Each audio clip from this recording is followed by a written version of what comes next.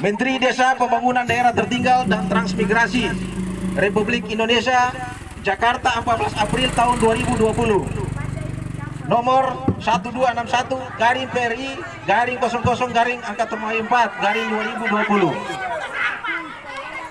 Sifat segera. Lampiran terada hal pemberitahuan kepada yang terhormat Gubernur seluruh Indonesia, para bupati seluruh Indonesia, para wali kota seluruh Indonesia, dan para kepala desa di seluruh Indonesia. Kementerian Desa Pembangunan Tertinggal dan Transmigrasi Kemendes DPTT telah melakukan perubahan peraturan Menteri Desa Tertinggal nomor 11 tahun 2019 tentang prioritas pembangunan dana desa tahun 2020 menjadi peraturan Menteri Desa Tertinggal nomor 6 tahun 2020 tentang perubahan atas perubahan Menteri Desa Tertinggal nomor 11 tahun 2019 tentang prioritas pembangunan dana desa tahun 2020. Adapun inti dari perubahan dimaksud mengatur tentang penggunaan dana desa untuk 1. Pencegahan dan penanganan COVID Coronavirus 19. 2. Padat karya tunai PKDT.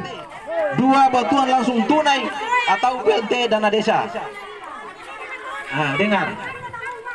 Untuk nomor 1 dan nomor 2 telah dijelaskan secara rinci dalam surat edaran Menteri Desa Tertinggal tahun 2020 tentang tanggap COVID-19 dan pengesahan padat karya tunai desa beserta lampiran protokol relawan desa COVID-19 sebagaimana diubah dengan surat edaran Menteri Desa Tertinggal nomor 11 tahun 2020 tentang perubahan atas surat edaran Menteri Desa Tertinggal nomor 8 tahun 2020 tentang desa tanggap COVID dan pengesahan padat karya tunai desa.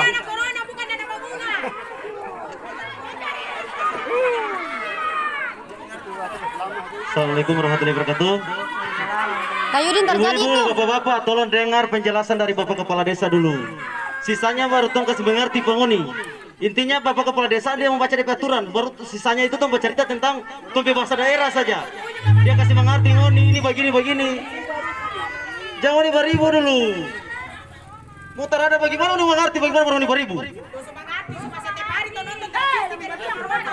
Orang baca cerita tuh didengar dulu. Sekarang begini. Masa aksi tenang-tenang dulu. Ibu-ibu dengar ini, bapak bantu, mama bantu semuanya kita pergi keluarga di sini. Dengar begini. Jadi kepala desa ini bergerak atas sesuai perintah, sesuai prosedur yang ada di sini. Itu yang ada hanya kebijakan. Nanti menunggu rapat ulang apa bagaimana kak? Jangan bertindakan seperti begini. Jadi tolong dengar kepala desa bicara dulu, habis baru mau kasih jelaskan apa, silakan. Sekali lagi, bapak mantu membantu ya dah, assalamualaikum.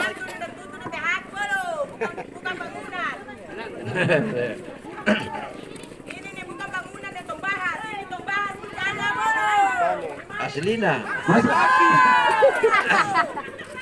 Terus khusus untuk nomor 3, bantuan langsung tunai diatur sebagai berikut. 1. Bahwa dana desa dapat digunakan untuk bantuan langsung tunai kepada keluarga miskin. Dan 2. Dan 2 dengar, dan 2. Saya tidak perlu dengar suara Aslina. Dan 2. Sasaran penerima BLT Desa Sambiki adalah keluarga miskin non PKH atau bantuan pangan non tunai. Yaitu non PKH, yaitu orang yang dapat PKH terbisa dapat bantuan. Kemudian orang yang dapat bantuan di kantor pos terbisa dapat bantuan dana desa. Yang kehilangan mata pencaharian, belum terdata dan mempunyai anggota keluarga yang rentang sakit menahun kronis seperti orang kenal penyakit stroke kalau dia kronis. 3 mekanisme pendataan.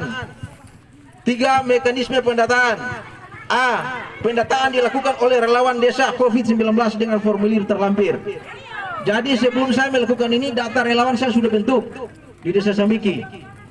Di dalamnya BPD, tokoh masyarakat, kemudian dengan saya punya perangkat desa. Semua BPD terlibat dalam tim relawan.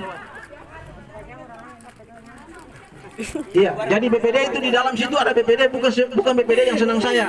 Sebagian BPD yang lawan saya, tapi dong terlibat dalam tim ini. Begitu au. Barang Moni baru bilang tuh, Kang Moni bertangkap orang semua. Nah, ini badan ngare begini. Kemudian B, Letasnya sumbangan metangon pe orang saja.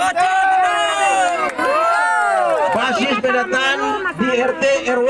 Kita pernah kita orang mengerti. Kemudian C, musyawarah desa khusus atau musyawarah desa yang dilaksanakan dengan agenda tanggal fasilitasi, finalisasi dan penetapan data KK calon penerima BLT dana desa. Harus forum ini dibahas di musyawarah desa. Makanya baru-baru BPD dia undang 120 orang di kantor desa Julin. Ketua BPD pernah melakukan undangan. Di dalamnya antara lain yang dapat undangan Pak Haji Lasa. Ini ketua BPD ini. Saya usul kalau turun datang percuma saja. Karena mau dibikin dari luar. Terada. Begini. Setting sama itu. Musyawarah desa itu datang baru bikin kesepakatan. Karena kita sih pernah ikut. Karena pernah tuh mengusul. Oh, terada. Itu salah. Apa tuh bercanda tangan? Oke, salah. Makanya tuh pemalas kalau Dipanggil cuma ke orang-orang. Oh, bukan begitu Hamdan.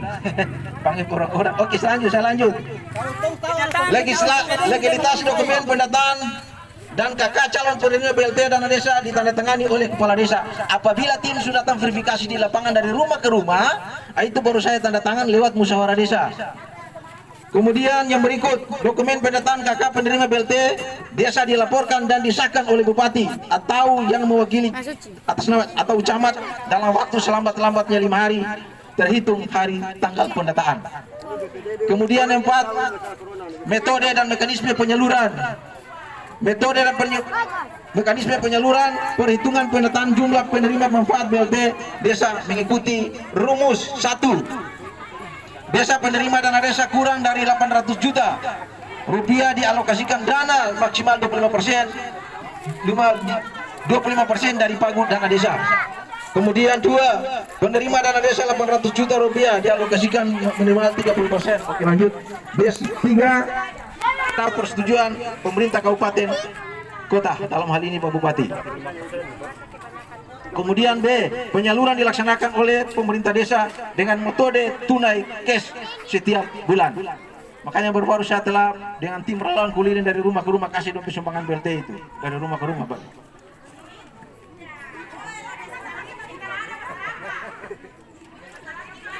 Jangka waktu yang besaran BLT dana desa, masa penyaluran BLT dana desa selama 3 bulan.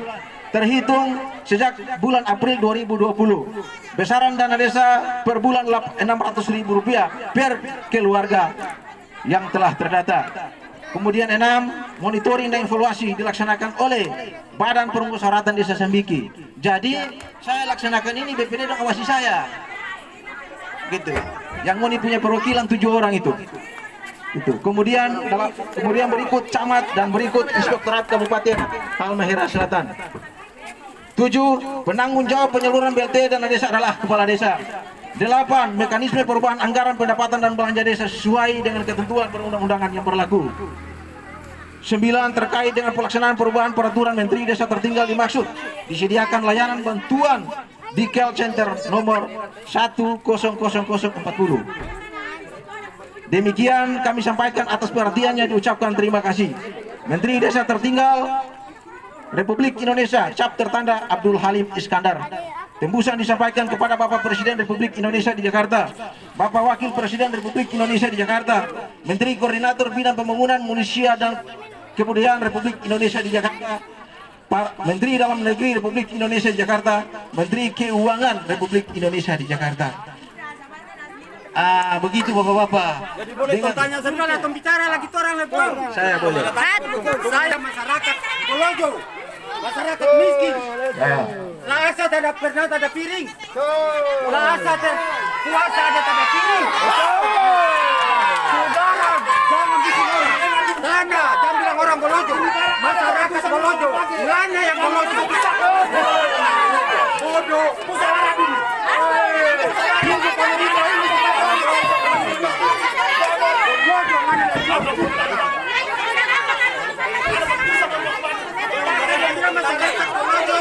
Kanudi, cara jadi mic. Ada mic apa? Mic cadangan? Coba tanya. Kamu di net ada mic cadangan. Mic cadangan. Halo. Saya tunggu mal. CB. Coba kalau ada Supaya semua dengar. Dana 35% baru apa? Pagu apa? Pagu anggaran. Pagu anggaran. Berarti dia dapat